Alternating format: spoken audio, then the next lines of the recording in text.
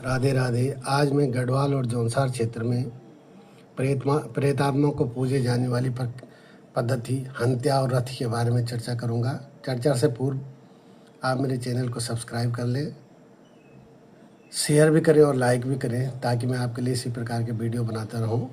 अब चर्चा करते हैं हंत्या और रथी पर। हंत्या का अर्थ हुआ महिला प्रेत और रथी का अर्थ हुआ पुरुष प्रेत।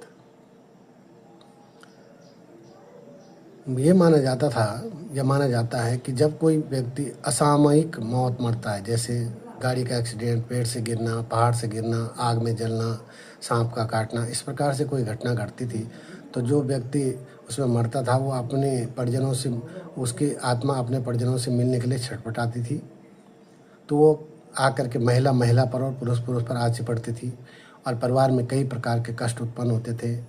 लोग देवता के पास जा कर के पूछते थे तो पता लगता था कि उसकी आत्मा है। तब उसके लिए एक विशेष नृत्य का आयोजन किया जाता है जिसे घड़ियाला नृत्य कहा जाता है। उस अवसर पर उसको उपहार दिए जाते हैं, वो अपने परिजनों से मिलता है और फिर वो आत्मा चली जाती है। लेकिन ये साल भर में 6 महीने में इस प्रकार होता रहता है और ये माना जाता है कि ये तब तक अवतरित होती रहेगी जब तक उसका पुनर्जन्म न हो। तो ये हंत्या और रथी प्रक्रिया गढ़वाल और जौनसार में है, प्रेत आत्माओं को पूजे जाने वाली। और टिहरी में आपको कई नाम ऐसे सुनाई देते हैं, जैसे धन सिंह देवता, लाल सिंह देवता, मदन नेगी, ऐसे बहुत सारी रथी देवताओं के नाम हैं।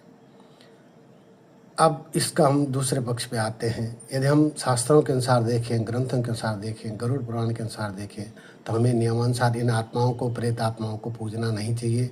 गीता में भी लिखा है कि जो जिसको पूजता है उसी को प्राप्त हो जाता है। भगवान ने कहा यदि मुझे स्मरण करोगे, मुझे पूजोगे तो मुझे ही प्राप्त होगे, देवताओं को पूजोगे तो देवताओं को प्राप्त होगे और प्रेतों को पूजोगे तो प्रेताओं को प्राप्त होगे।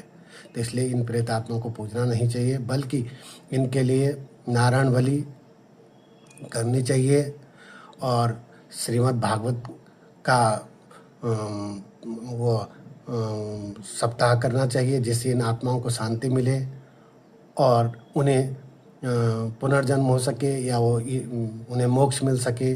तो हमें इस प्रकार के प्रेत आत्माओं को पूजने की प्रथा को बंद कर देना चाहिए और शास्त्रोक्त विधि से उनका निदान करना चाहिए। धन्यवाद।